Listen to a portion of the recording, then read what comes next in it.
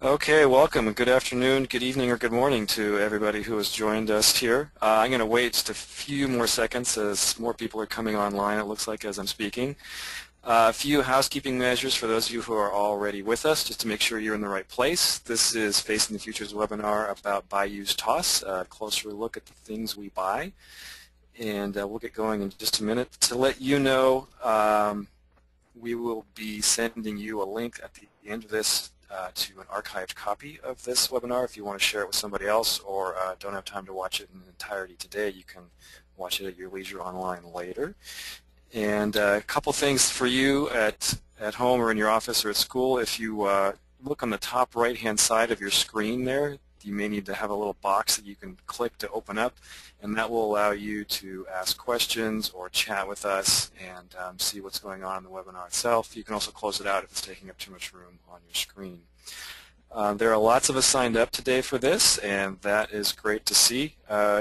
One reminder, there are about 100 of you signed up for this, and there's only 2 of us doing the webinar, so if you do have questions and we don't have a chance to get to them right away, we do get a list of the questions at the end, and we'll do our best to respond to them individually through email. And likewise, if you have questions for us, I'll be giving you ways you can contact us at the end of the webinar. So greetings to everybody from Seattle on the west coast of North America. For those of you joining on the east coast, thanks for staying up a little bit later at work or at home. And for those of you who signed up from time zones distant from the west coast of North America, we thank you for staying up late or for getting up early. So we're going to go ahead and get going. A couple things to let you know. You may hear sirens or other street noise in the background. I apologize for that. We're about a block away from a fire station here in downtown Seattle, so you may hear some street noise there. Moving along, my name's Dave Wilton. I'm the Assistant Outreach Director here at Facing the Future, and we're joined by one other Facing the Future staff member, and I'll introduce her in a second. I'm going to be the moderator and host for this webinar today, so if you do have questions or comments or chat, you can certainly send them to me and our co-presenter, co-host Alicia Keefe, who is with us here. So like I said before during the presentation, if you do hear noises, please do your best to ignore those. And if you have questions, please type them in the box on the bottom right of your screen. And some of those questions we may respond to individually, or we may respond to the whole group. We'll do our best to get to them right away, and if we can't, like I said, we'll get to them via email through you personally. So joining me today, the master in the background there is Alicia Keefe. She does all of our technical outreach here at Facing the Future, so she's the one who is responsible for running our websites and sending you our newsletters and anything else that involves our outreach on the World Wide Web. So she's going to be handling our chat session today and answering questions the best she can. Like I said, there's just 2 of us, and there's probably about 100 of you. Before we get going, though, I'd like you to stop and think about the statement I put up there on the screen. And we'll see in a minute why I asked this question. The statement says, in 50 years, I think the world will be. And think about what are 3 words that you would write down to respond to that statement, or what are 3 words you think your students or the youth you're working with might write down to respond to that statement. You can certainly share those with the group if you want to chat them in. Otherwise, you can keep them to yourself and just think about what you would say in response to that statement. So this is one way of framing how we think about the world and how we want the world to be in our future and the future for the youth of the world. Another way of thinking about this, though, is just slightly reframing the question. So it's the same as before. In 50 years, I want the world to be. We just changed one word. And think about how changing the question might change your answers. And I wanted to do this at the beginning of this webinar to give you a sense of the kind of thinking that we're asking students to be engaged in with the curriculum resources that we create at Facing the Future, but also because I think it's just a quick and engaging way of getting people thinking about what do they really want the world to be like. We're often faced with what we think the world's going to be like through the news that we hear every day, either in print or online or on television. And changing the question, I think, changes your answers. So it's engaging. We all have an opinion. We all care about the future because we're going to be in it. We know people who are going to be in it, and we're all going to be affected by it. And I think you'll find that this is what makes Buy, Use, Toss engaging as well, because it enables you to do with your students, to reach them, to engage them where they're at in issues that are of interest and of relevance to them. A little bit about us facing the future. As I said, we're here in Seattle, Washington, and we are a nonprofit organization, and we work to educate and motivate today's students to be responsible stewards of tomorrow's world. And we do that through our efforts to equip educators and schools and districts and other non-formal educational organizations throughout the world in the U.S. to help students develop critical thinking skills to address global issues, think about sustainability, and work on positive solutions in their communities. We do this by getting resources to educators so that you can work with students and youth on how to think critically about these complex global issues and how they're interconnected, and to think about sustainable solutions that work not only in your own communities but also are expandable and applicable and relevant to other communities around the world. So how do we do this? We offer supplemental curriculum in ways that can be used by educators in any classroom around the country or around the U.S. Our resources deal with connections between issues such as poverty, consumption, population, climate change, conflict. Pretty much you name the issue, we probably have a curriculum resource or a lesson plan that you can use to get your students engaged and really thinking about this. Our curriculum, it's interdisciplinary. It's used in science classrooms, social studies classrooms, math, literacy, lots of outdoor centers, things beyond the traditional classroom setting, and pretty much any other subject around the country in all 50 U.S. states and in over 100 countries around the world. A good deal of our resources are available free on our website, including the one that we're talking about today, Bayou's Toss. I'll show you how you can download that later, but you just go to facingthefuture.org, and you'll be taken to the download link. Also, our staff does professional development workshops at conferences around the country and around the globe as well. So if you're interested in learning more about our professional development, you can go to our homepage and click on the professional development link and look at our calendar and find out about the offerings that we have. And at the bottom there again, that's our websites, and we'll be going to it in a little bit to learn more about it as well. So coming up here, you see a picture of our Global Issues Mobile. And we think this is a nice way of really illustrating how all these different issues around the world are interconnected and how they're all hanging in the balance. So we think these issues are engaging, they're timely, and they allow for meaningful and purposeful development of content skills and just critical thinking around these issues. So as you can see, with all these issues hanging in the balance, change in one of them affects or ripples throughout the system. And we like to think of this as more of a positive feedback loop than the often negative feedback loop where we see these things as problems. And it's pretty easy to see, if one issue bumps into another issue, for example, conflict in one area of the world might cause people to move to other locations, placing stress on resources, water, food supply in their new location, which causes conflicts there. This can also be seen, though, as instead of a negative feedback as an opportunity for positive results, because if we can find ways to help people in their existing communities and their governments to reduce conflicts, the migration and resource issues might be reduced. And as we're going to see today in Bayou's Toss, this curriculum unit covers a good degree of the issues that you see hanging there. And I'll just add, if you like this graphic, you can download this for free from our website. So, about Bayou's Toss. It's a series of 10 fully planned lessons that will lead you and your students through an exploration of the system of production and consumption that is referred to as the materials economy. Students learn about the 5 major steps of the materials economy, which start with extraction and move on to production, and then the distribution or transportation of those goods, and then the consumption and disposal at the consumer end of things. In the unit, they're asked to analyze the sustainability of these different steps and to determine how consumption can not only benefit people in the economy's environments, but also to think about how it can be improved. And the unit itself was designed as a comprehensive whole, but each lesson can also be done individually and stand on its own.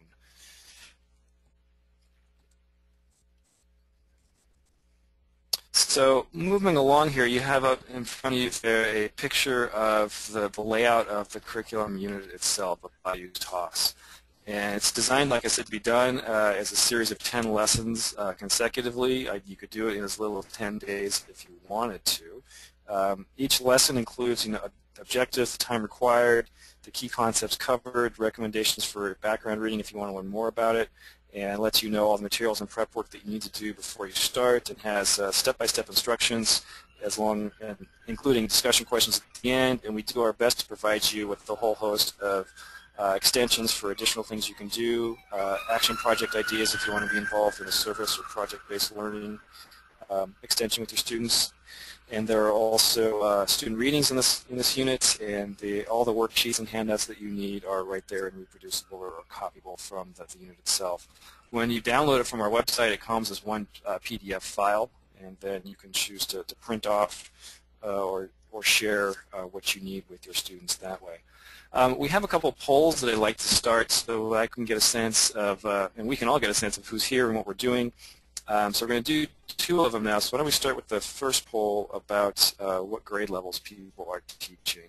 And Alicia's going to go ahead and throw that up there for us. And it could be that you're just working at one grade level. It may be that you're working outside of a traditional classroom setting.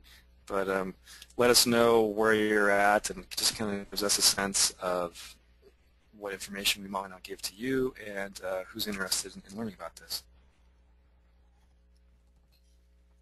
So we'll leave that open for a little bit longer to give everybody a chance to vote.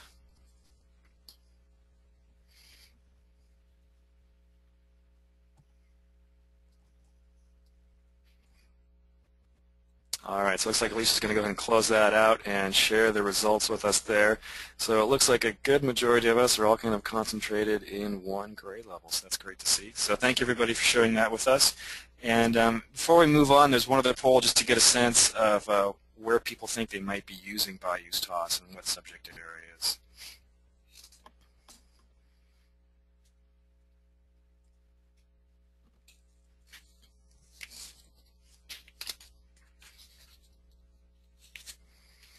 And it looks like folks are finishing up and answering these here.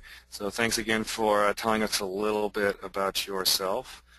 And again, okay, looks like a lot of people again in one subject area, and I'm curious to see how many people found out about us through the NSTA e-newsletter that went out a couple days ago. So great, so we're going to close that out and move along. So in case you haven't noticed already, the Story of Stuff is something that we designed this to work alongside. So a number of the lessons include links to the Story of Stuff, and if you choose to use the Story of Stuff video in conjunction with these lessons, there are suggestions provided for when to do so. The lessons are designed to stand alone, but the video is a great companion to this curriculum unit. And in case you don't want to or unable to show the video in your classroom, you can use the lessons on their own. At the end of the unit, Lesson 10 is a nice extension of this. It's a critical analysis of the video itself. So not only do we believe that the message and story of stuff is worth understanding, but we think it's also worth analyzing in and of itself. It's available to watch online at storyofstuff.org, so you can stream it from their website. We can also, or they also will make it available to you on DVD, I believe. That's still an option if you want. But we do definitely recommend that you watch it ahead of time. You can also download it to your own desktop so you have it resident on your computer, which may make it easier for you to show if you don't have the bandwidth to show it in your classroom. So I considered showing a snippet of the video here, but in the interest of making sure that we don't have bandwidth problems here, we're not going to actually watch it today, but I encourage you to go and view the video. Annie Leonard has done a great job of presenting this in an entertaining and informative way. There are a couple other things that are definitely worth looking at with this. You can download a transcript of the entire narrative that Annie uses in the video, and they also have an annotated bibliography so you can go and check all the resources and facts that she's citing. So again, that's storyofstuff.org is a great place to see that.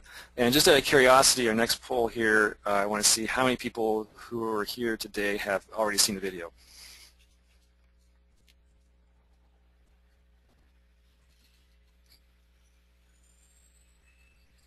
I know several million people have watched it worldwide, and it's always interesting to see in the education community who's had a chance to view it. All right, so it looks like we're almost evenly split, but more of you have not watched it than have. So if you have a chance, either in the leisure of your classroom or workplace or at home, I would encourage you to watch it and see what you think and consider using it alongside Bayou's TOS. As the unit begins, we offer in the back of the curriculum unit what can be used as a pre and post assessment. So what you're seeing there is a snapshot of the 2 pages for that you could print off and use with your students. And it's trying to get at 2 things. One, just their general understanding of the content of the materials economy, and also their kind of personal beliefs around what they think they can do around this issue. So it's a great way to poll where your students are at beforehand and then to measure change afterwards. Along with that, we also offer ways to assess students' work along the way and use the last lesson number 9 as kind of a formative and summative assessment of the students' progress throughout the whole unit. So moving on, we're going to, through the course of the rest of this webinar, go through a couple of the lessons in detail and briefly describe the other ones to give you a sense of how a lesson works, how they're laid out, and let you decide if you think they might be worth you using in your classroom, and just to give you a sense of the overall scope. So each lesson starts out with a set of objectives, and you can see up there for lesson 1, garbology is really starting out where students are at with kind of our most common interaction with the materials economy, which is when we're done using something, we throw it away. And so students are asked to really think about, I'm consuming things, and why is that, and what does that look like here in the U.S. Or if you're in another country, in the country that you're at. And then to think about how our consumption choices relate to our lifestyle and culture. The next part then is we're really asking students to reflect on these questions, is how do the things that we buy reflect our way of life, and how do our consumption habits compared to those of average Americans. And there are a couple activities that students do in this.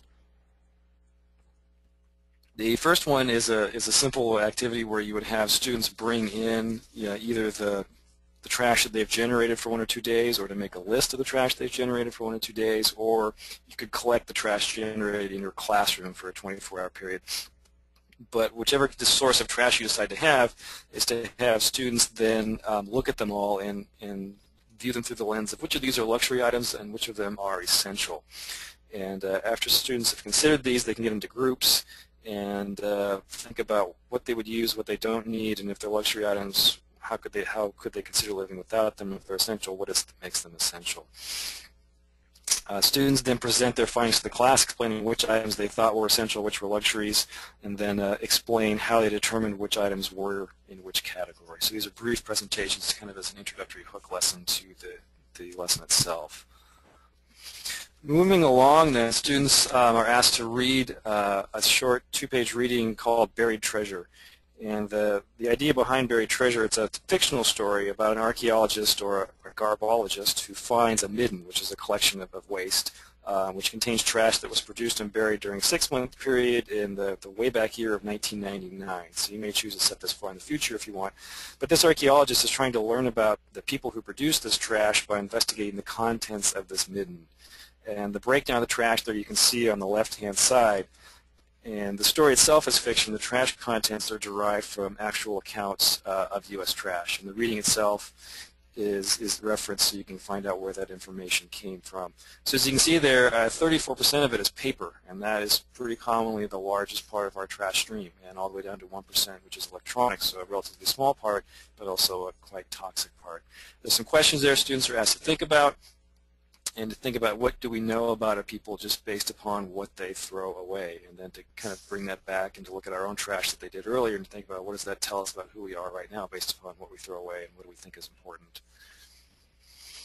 After that lesson part, there are several extensions that we provide that you can go more in depth with your students if you wanted to. So the example up there you see is the book Material World, which is a great geography extension. It was published back in, I think, 1994 by photographer and author Peter Menzel, but it's a great look at people's material possessions all around the world. On the cover itself, you see in the top half there a U.S. family, and they've moved out of their house everything that they think is important. And the bottom half there you see a family in Bhutan. And so there's a definite contrast between the two, and the book is a great way of just exploring all around the world. What do we value, what do we buy, what do we own, and what's in our homes? On the science end of things, the great extension there is to have students carry around all the trash they generate for one day. So instead of throwing it away or recycling it, they carry it in a trash bag. The average American produces about 5 pounds of trash a day, and at the end of that day, what they've collected, they're then asked to think about, which ones could they reduce their use of, which ones could be reused, and which ones can be recycled.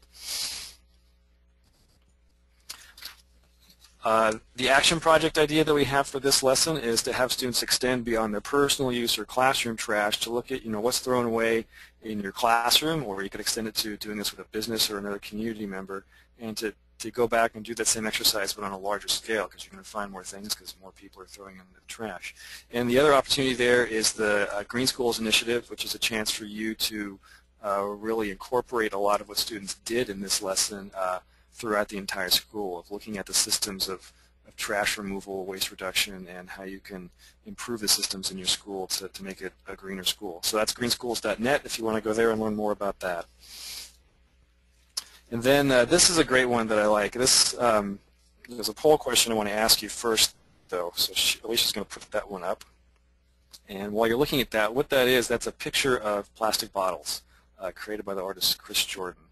And we're going to ask you to estimate how many plastic bottles do you think are used in the U.S. in 5 minutes. So go ahead and think about that. Do you think it's less than 1 million or more than 3 million?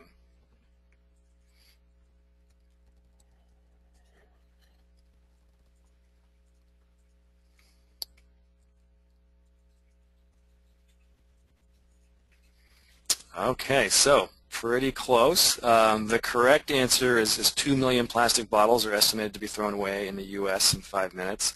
And I want to show you here on his website, chrisjordan.com, he did a series of art installations called Running the Numbers. And if you go to his website, he offers not only a glimpse of plastic bottles, but lots of other ways of looking at large numbers in a very entertaining way. So on the site here, you can see I'm going to click on that picture, and what it allows you to do is it'll actually zoom in.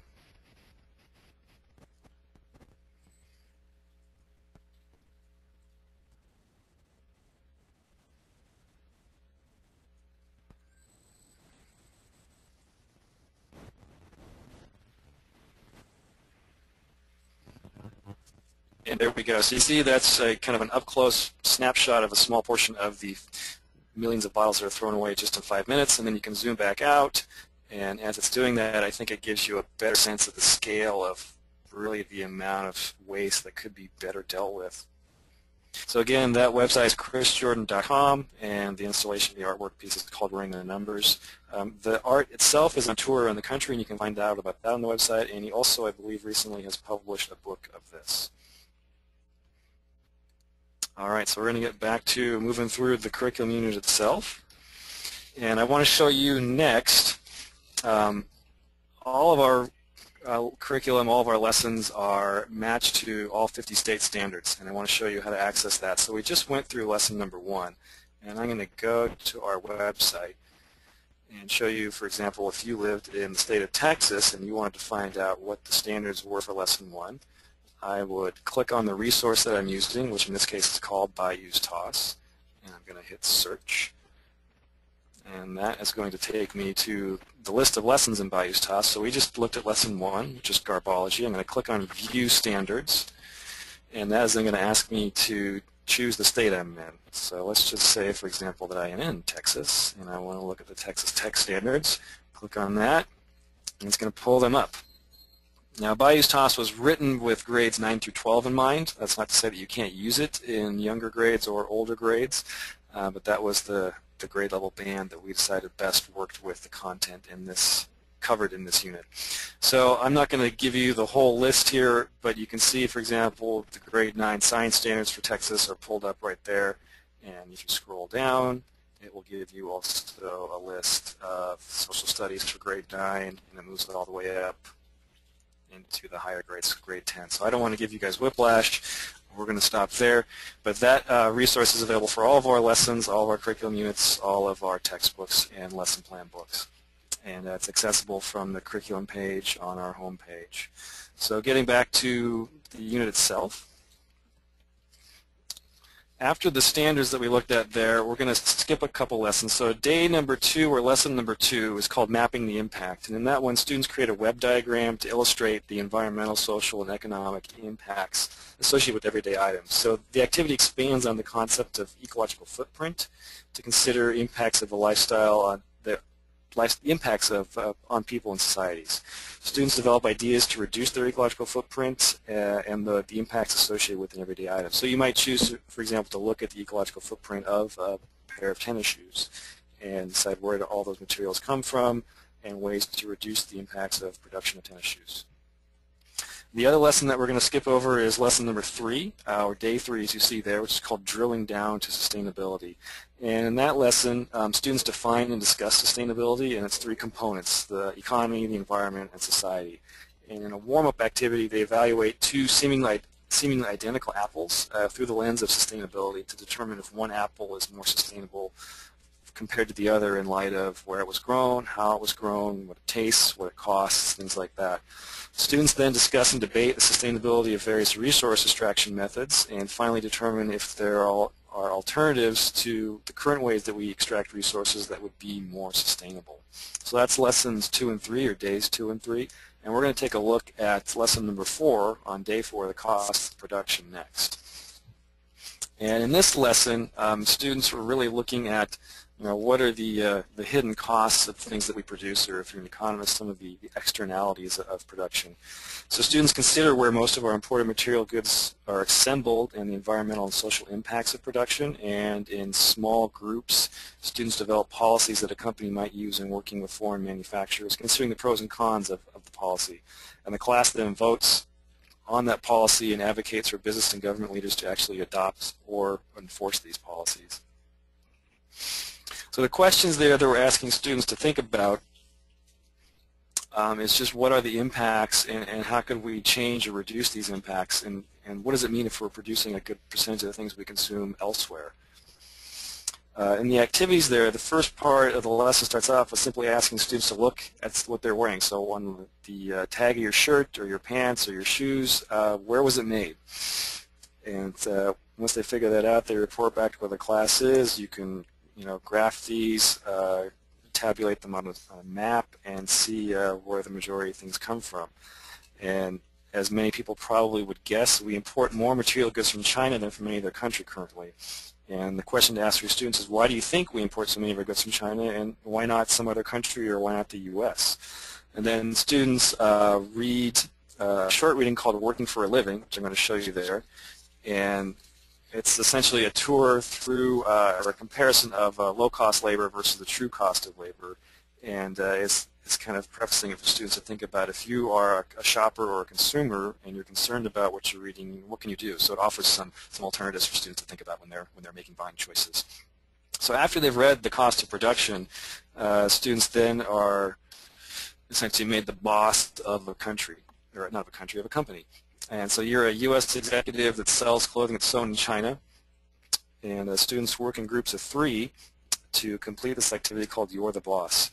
And each group reports back to the class their 2 proposed policies explaining the pros and cons of each choice, and they're asked to explain why they believe their proposed policies are the best ones.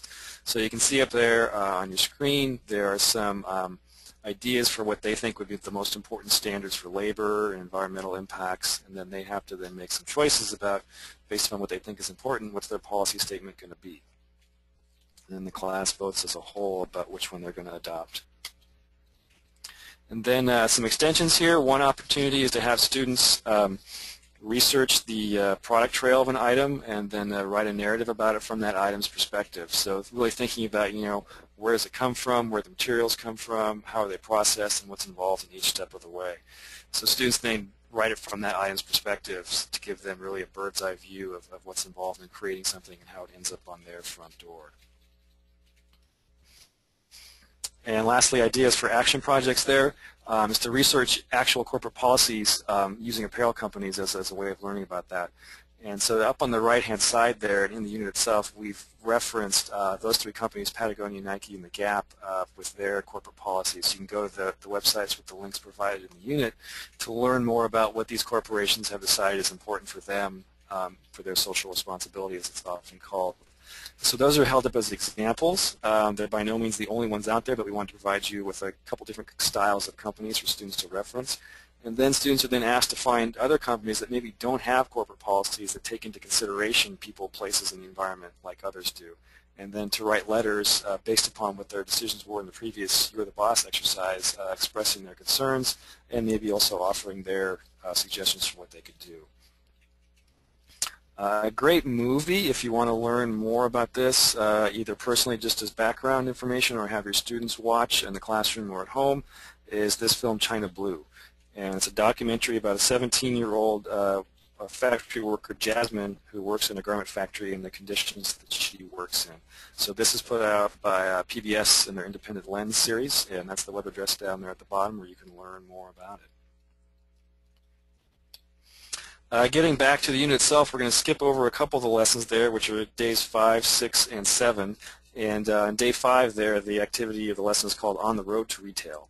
And in this one, students read about different components of product distribution, and they're then asked to analyze the information related to environmental and social impacts of distribution and think about opportunities for making it more sustainable once again. So this lesson also provides an opportunity for students to explore the concept of externalities, or the hidden costs of a product. And then the next one there on day 6, lesson number 6 is entitled Why Buy? And it's a nice way for students to consider the purpose of advertising, to really work on their media awareness. Each student critically analyzes an advertisement that appeals to him or her, weighing the advertised information against their needs as consumers and as members of society. Students discuss whether additional information should be included in product advertisements and to think about how advertising really drives and connects to our consumption choices. So media awareness is a very important component of this whole thinking about the materials economy, and this lesson is a great way for students to be involved in that. And then the next one that we're going to skip over, but I want to tell you about, is number 7, Defining Happiness. And in this lesson, students decide individually what types of things they think contribute to their positive quality of life.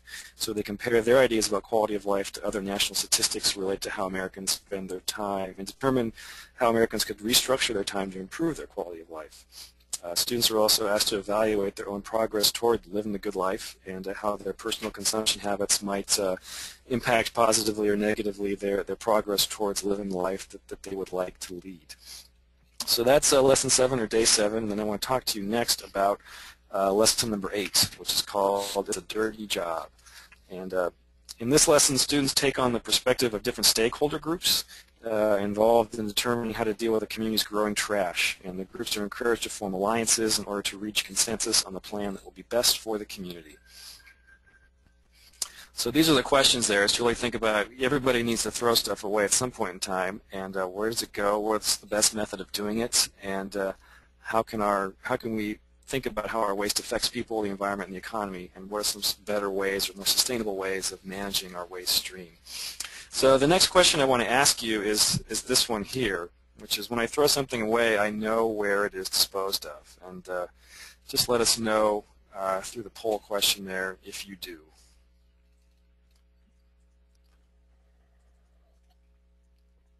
And when you're framing this for your students, it's probably best to frame it in the broad sense of, if you throw anything away, be it a cell phone or a paper cup or a banana peel, do you know where it goes? Because they don't necessarily always go in the same place. So think about in your community or at your school or at your home, if you throw something away, do you know where it goes? And it looks like the majority of us, some do and some don't. So that's fun to know, and it also, I think, is just a nice personal opportunity for you to think about it and learn more about it yourself. And if you don't know, you can take that journey with your students. So that's where this lesson starts off with. And the scenario that you see is set right there. So you, as the teacher, are the mayor of Ashland. And for those of you who are in the Northwest, this is not based on Ashland, Oregon, or any other Ashland in the U.S., but the name itself is kind of a pun, if anything else. And so you can see the scenario up there is it's a community of about 325,000. It's growing. They need to think about what to do with their landfill, because it's going to be full in 2 years. And so you are the mayor of this community, and the students are responsible for coming up with a community action plan for what to do about it. And students are given a set of readings. There are 6 different stakeholder groups in this scenario, anywhere from landfill workers to members of a action group called Recycle Ashland to People for Packaging Reform. So the class gets divided into groups of 4 or 5, and each group represents these different stakeholder groups in the city. They're given some time, about 10 or 15 minutes, to read through the background information in these readings, and then answer the questions in the worksheets that are provided. And the questions are things like, how should Ashland's waste be dealt with? What will the cost to taxpayers be? And they're asked to think about the terms of cost and things just beyond money. So they've already been thinking about those externalities and to really incorporate that into their thinking. And they go beyond the general public and think about who will benefit from this plan, and what are the merits of your plan, and what would critics of your plan say. So they then present their plans to you, the mayor, or the teacher, or the leader of this group. And one of the key things of this is students are asked to take notes on all the presentations so they'll know when they're going to form alliances who they think they might best match up with. And when forming these alliances, these groups need to reach a consensus on a new plan, because the packaging people and the landfill people may have different ideas about what they want to do, but if they can work together, they can form an alliance. And so there's a point basis established, and the plan with the most points is ultimately the one that the mayor is going to be referenced or referred to adopt. So that's the crux of Lesson 8. It's a dirty job. There are some extensions here. One on the geography scale of things is, like that question asks, is to think about where does your trash go? And then using census data is to find out where that trash goes, and then using the U.S. Census data to think about who lives around this landfill or this incinerator or this recycling center, and what are some of the characteristics of it based upon zip code. And then to ask, how does this compare to surrounding zip codes? How does it compare to the zip code where you live or where your school is? So it's a nice way to kind of compare and contrast what's it like to live near one of these disposal sites versus where you live in your own community. The action project opportunity there is to learn about e-waste. It's a small percentage of our waste stream, but it's definitely a toxic part of our waste stream with lots of heavy metals and chemicals, and it's often, these days, in the U.S. shipped offshore. So the links down there to the Basel Action Network, which is an international group nowadays that is working towards responsible e-waste recycling. And there's a link there where students or you yourself can go to learn about their eStewards program, which is the group of organizations that promise to recycle e-waste responsibly. So the last part there, moving on then, is Lesson 9, which is kind of the closing lesson for the materials economy examination. And Lesson 9 is titled System Redesign. So it's kind of bringing everything to a close and connecting everything at the end. So students are asked to recall the hidden impacts associated with the various components of the materials economy, so extraction, distribution, consumption, and then they brainstorm different points of intervention in order to redesign the system to make it more sustainable. Students work in pairs to determine ways to make this materials economy more sustainable.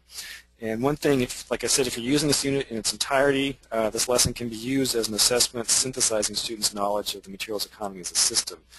And if students need support in thinking of hidden impacts, as a whole class, you can brainstorm together impacts associated with consumption from extraction through disposal, everything that they've worked on in the last 2 weeks throughout these lessons, so they can kind of come back to it and remember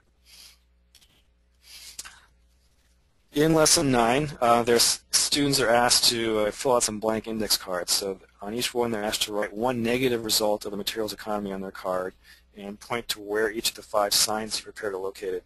And those are the signs there: extraction, production, distribution, consumption, disposal, and to put them with the corresponding sign. So each student determines which of the steps is most directly related to the negative result they listed and puts their negative result listed next to the appropriate step. Looking at another way, it's at what stage of the materials economy does this impact occur. Students are then asked to put these up around the room, and when they're all posted, you can look at the impacts and also get a sense of where students are finding the most interest themselves based upon what they voted on, essentially.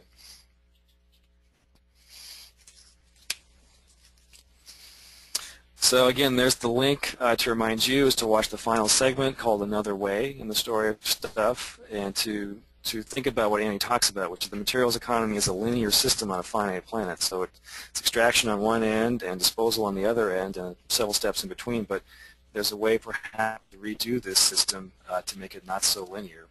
So it's really thinking about, what is a linear system and in what ways is the planet finite? It's the only place we have to live. And the way this plays out is the students are broken up into groups, and they use this handout here called System Redesign, and students are given time to determine where these negative impacts lie and to plot information below the diagram. So the impacts indicate the system is not sustainable. Students can recall impacts from the different activities they did or think of additional impacts that they've not already thought of. You can give them a list of impacts from previous lessons, such as dioxin emissions from incinerators, carbon dioxide emissions from transportation, migration to different urban slums, or trash export to poor countries, are just some examples that students would have covered in these lessons. Students then identify at least one thing that drives each step of the economy, and to look at the impacts they identified. And students write these down in the handout above and use it as a way to think about how they would redesign the system. So some possible ideas, and certainly not the only ones. Students consider different points of intervention where the materials economy could be redesigned. So they think about which solution might best apply to the impact that they're looking at. So some you see it there is the idea of biomimicry. National Geographic did a great series of articles about this recently of using the systems already developed by nature itself and bring those into the materials economy. The idea of closing the loop on production, which is once you're done using something, instead of it going in the trash, maybe it gets broken apart and recycled or downcycled or reused. The idea of conscious consuming kind of goes in hand with consumer labeling, but providing us with more information, either through our own work or through industry providing it to us, and to think more about what we're buying and determine if it is a sustainable product or not.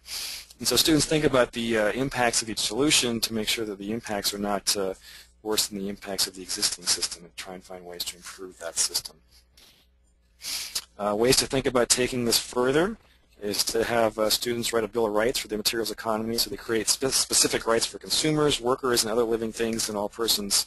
And there's an example of this. You can go to, it's listed in the unit called newdream.org, and from there you can link to their Consumer Bill of Rights. If students have watched the Story of Stuff, you can have them create their own segment for Another Way based upon their own redesign. So Annie has one idea, but there's certainly other ways that you can do it with your own student telling that story. In science classrooms, you could have students design a sustainable product, and there's a whole lot that you can learn about with sustainable design, and come up with a commercial advertisement showcasing its sustainable features. And students might create it, or they might draw it, depending upon what kind of resources you have access to. You could go a long ways with this. And as an action project, you could have students choose the system intervention they think is most important in redesigning the materials economy and create an action plan based around this topic, and see if they can actually implement it as a class project and do a service learning project out in your community.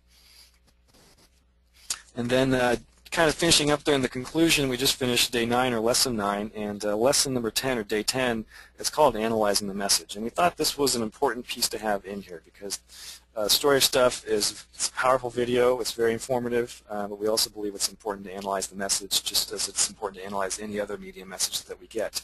So in lesson 10, students are asked to critically analyze the Story of Stuff by identifying the overall message of the film, the persuasive techniques that are used, and to look for any potential bias. In the extension activity, students can further examine the data presented in the film using the information from the Story of Stuff website with the transcript they offer you, and also with the resources and references they offer. So they would cross-check those references and analyze them for accuracy and really evaluate the reliability of the film itself. And looking at the time here, it looks like we are about ready to come up on 45 minutes. And I just want to show you, if you haven't already, how do I actually download the Story of Stuff's companion piece, Bayou's Tots, which we've been talking about. So what you see there is a screenshot of our homepage, facingthefuture.org. And all I would do there is go over and click on the curriculum link. It's going to be the easiest way to find it. And it's going to take me to my browser, and that'll pull up our homepage. And from there, clicking on the curriculum link, I can then choose to download things by several different ways. And what I'm going to do here is choose to download by resource type, because I know Bayou's Tots is a curriculum unit. And so that's going to come up. And once that comes up, I'll show you how to get to it.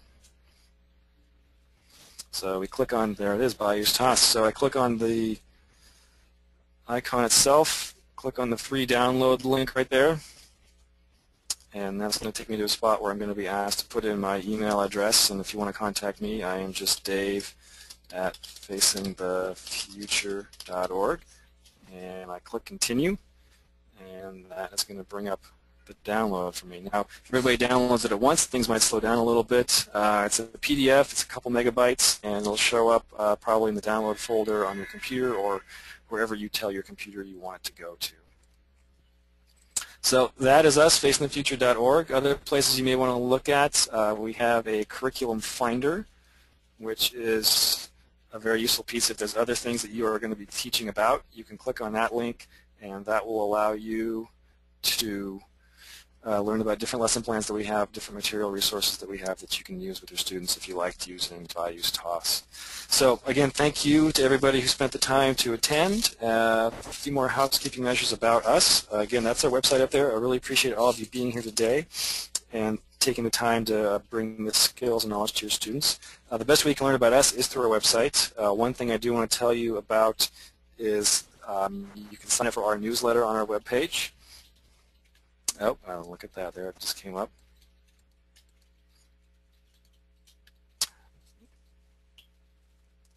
Okay. Well, as always happens, something comes up with that.